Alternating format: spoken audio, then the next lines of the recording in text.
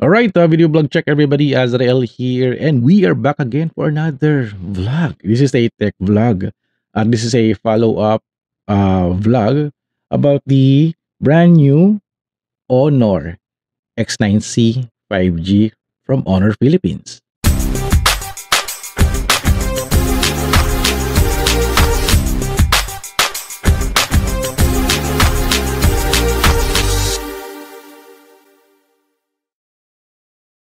So, gumagawa lang muna ako ng vlog kasi to explain and balikan natin yung ginawa nating drop test. Nag-drop test tayo sa sahig. Nag-drop test din tayo sa hagdanan. At mula second floor hanggang ground floor dito sa bahay, nag-drop test din tayo. So wala siyang sira, wala siyang scratches, wala ring dent. Although yung screen protector lang yung medyo nagkakaroon ng damage, but sa aking sample here, may parang hiwa dito kasi talagang binabalebag ko na siya o hinuhulog ko siya. Mga accidental drop para at least it's a, parang normal na nahuhulog. Kasi pagkasadyain mo, yung gagawa kasi ng iba, binabalibag talaga nila. May iba, mas mataas pa sa second floor, parang third floor yata kaya eh. Yung iba naman, talaga matinding punishment. Also, we did a heat boiling test.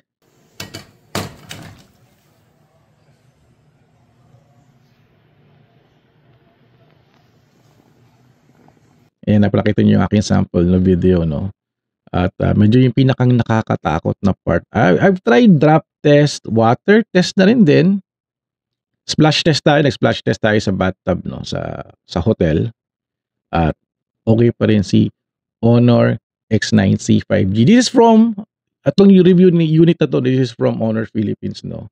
So it's a commercial unit kasi naka-sealed siya and hindi siya engineering unit. Usually if I'm reviewing some smartphones, may nakukuha akong mga smartphones na engineering unit. So wala siyang box, phone lang talaga.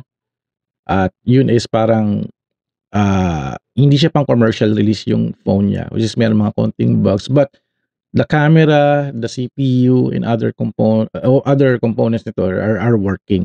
But here sa Honor X9C, bigyang linaw ko lang, no, kasi sabi kasi nila yung mga pinapahiram sa aming review units are parang ito lang daw yung matibay, pero yung nilalabas sa commercial release nila hindi daw matibay. Pero masabi ko lang, no, yung mga ni-review unit namin, no, it's commercial release talaga siya. At talagang it's the real thing, masabi natin the phone is super tibay.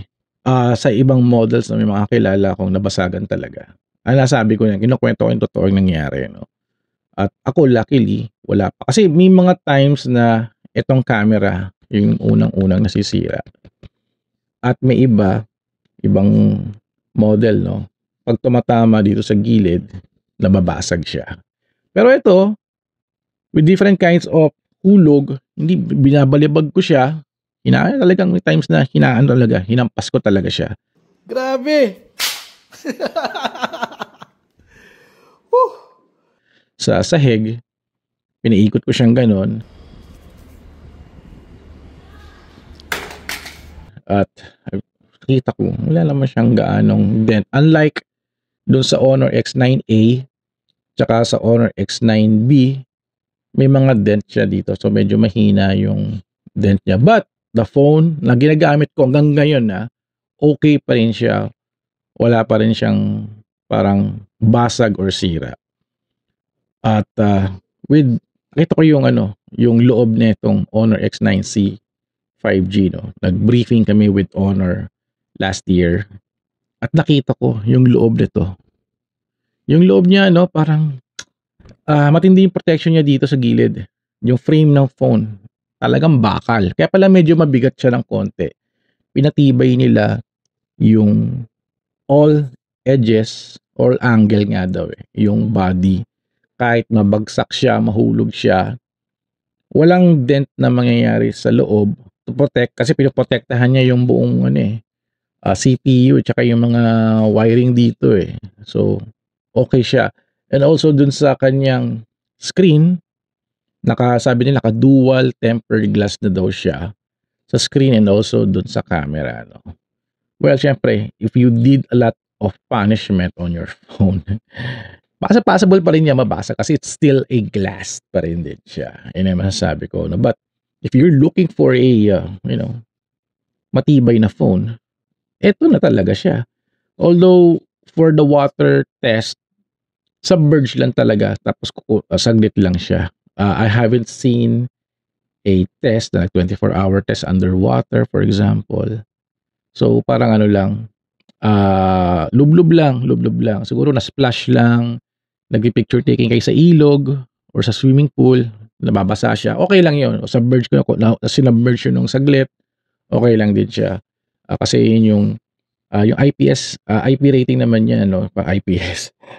IP rating naman niya, no? Talagang for water resistant talaga siya. Not really a waterproof, but water resistant. Pag sinabi mo kasi waterproof, kahit nasa underwater na malalim eh.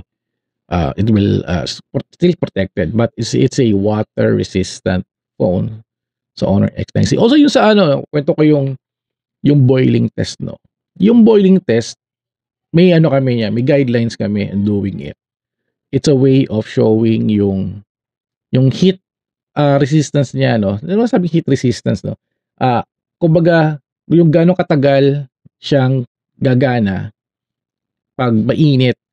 Yung condition na ginawa namin, yung water boiling test. It's also a water resistance test and also yung overheating ng phone. Kasi may times na I've experienced a lot of smartphones pag nag-video ako, nag-shoot ako ng mga travel and mga festivals under the scorching heat of the sun kami.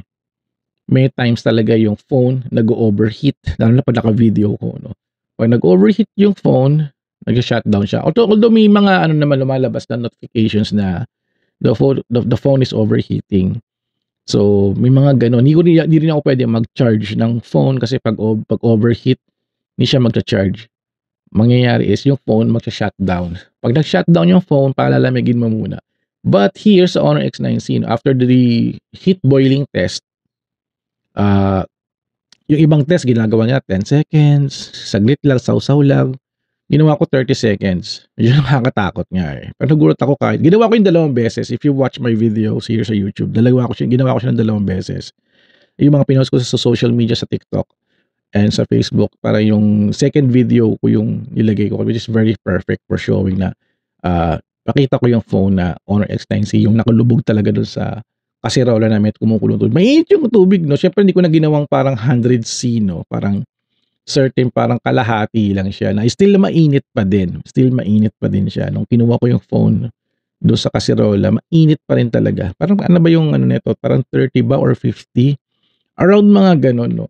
Pero kung sa init ng araw, hindi pa ako nakakapag-try ng iwan ko yung phone ng direct sunlight, which is dapat ganon yung gagawin. Pero medyo makulimlim, hindi pa natin magagawa. But pag may chance ako, I'll be doing a heat resistance. Iiwan natin sa labas, naka-on yung phone, nagpa-play siya ng video, for example, to test yung real condition pag nasa init ng araw. Or kaya nag-video siya, no, ng 4K, for example. Kasi itong phone can shoot up to 4K video.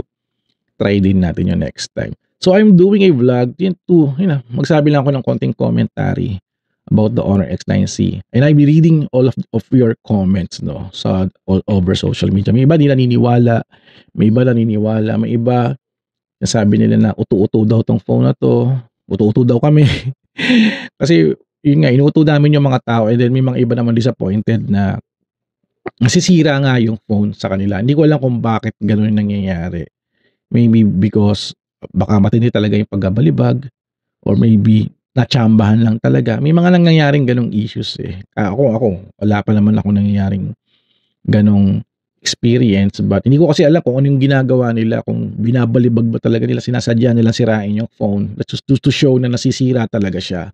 But for mga accidental drop, pansin ko naman, in many times na ginawa namin, although kahit yung Honor X9A, X9B, marami na siyang beses na nahuhulog in different kinds of sahig.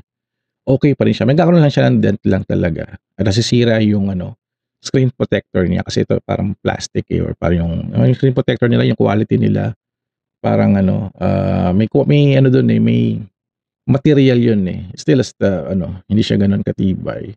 But I'm hoping hindi ako nasisiraan pa ng screen protector. Kasi usually pagka nagda-drop test ako nasisira yung screen protector. Natanggal ko kaagad.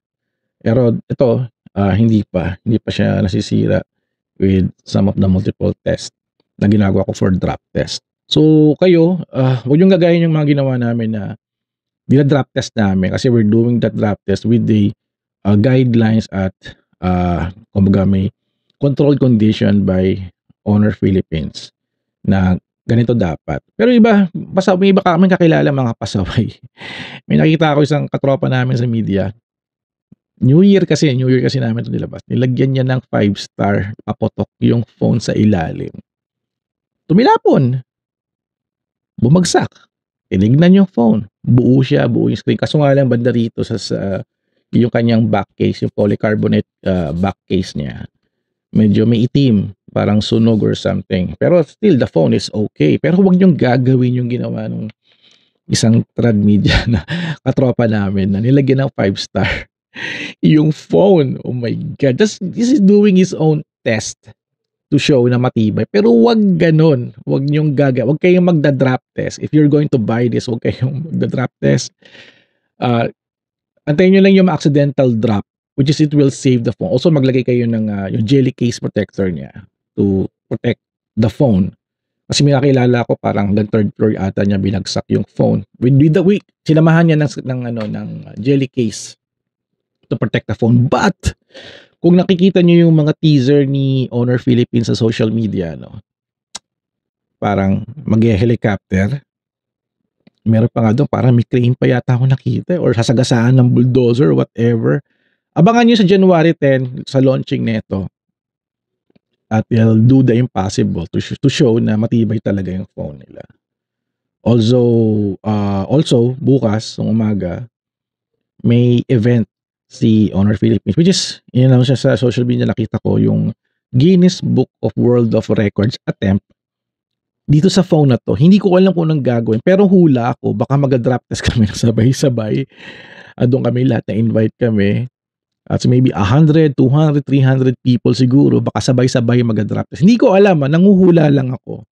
O baka mag-drop test sila ng more than 50 feet sa helicopter or nasa loob ng whatever, ng isang warehouse, for example, mataas sa mga kasing warehouse Baka ganun yung gagawin yan. Wala pa kasi sigurong world record for a device, a phone na ihuhulog mo sa mataas. Although parang gusto kong gumawa ng challenge na ilagay ito sa weather balloon. Kasi yun yung pinakang selling point For example, si GoPro, nung bago-bago pala yung GoPro, I got a GoPro Hero 4.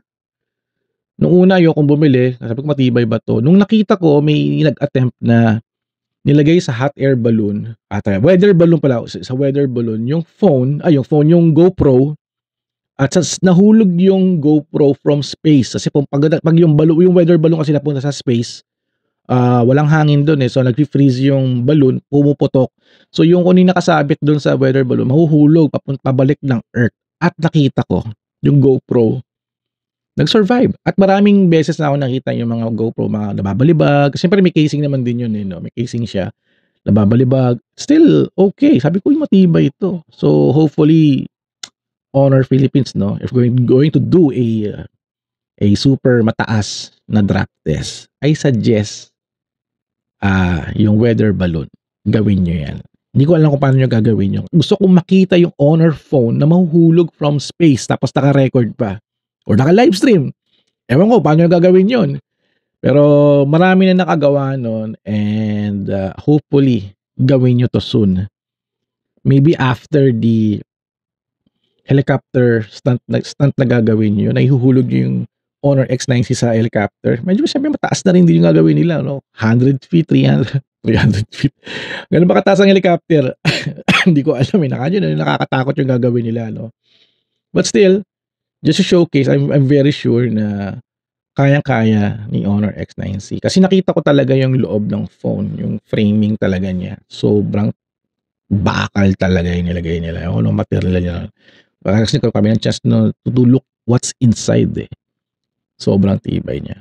So yun, gumawa lang ako ng quick vlog for this before attending the event tomorrow. So habang nasa event ako bukas, I'll be shooting a video using this para makapag-vlog test na rin din tayo. At if ever we're going to do a drop test sa sabay-sabay, for example, hindi ko alam kung ano gagawin namin, no? I'll be recording a video using this phone. Yung gamit kong phone is the Honor Magic V3. Isa sa mga gandang phone din. Oh my God. Grabe, sobrang ganda na itong phone na itong Honor Magic V3. Mahal nga lang, 20,000 pesos. And then for the SRP nito, no, January 10 pa. Pero may nakikita ko may nagpo-post sa mga comments, no, sabi nila, nasa 20K daw. Ba naman, hoping na 15K or less than. So, hindi ko alam kung ano yung price nito, no. But that's the idea, no, yung mga tao, nagko-collaborate. They're doing their own research or whatever. They see the pricing in other countries, no, kino-compare na lang nila kung paano yung pricing nito sa Pilipinas. Pero yun nga, nakita ko din, no, may teaser din na if you buy a Honor X9C sa January 10, starting January 10 for pre-order, you're going to get a chance to win a Rolex watch. Para magpaparahapol pa ng Rolex watch si Honor Philippines. Grabe. Ang tindi. Ang tindi ng gandalang gimmick talaga. So ayun, I'll end on my vlog here. So maraming salamat kay Honor Philippines for giving a chance to try their new phone for 2025. And this is the Honor X9C 5G na branded as the toughest phone. At ang tawag ko dito, ito yung phone na hinahagis. Alright, hagis na natin. Bagsak ko na lang to. Oh my God. Okay. Still alive. Still alive. Ayan. Still alive. Alive na alive. Alright, so thank you guys for watching. So don't forget to subscribe, like, and comment. And I'll see you guys in the next video vlog or adventure. Magawa pa tayo ng magandang commentary para at least nakakapagkwentuhan tayo. No? Alright, so thank you guys at kita-kits sa next Honor content ko. Alright.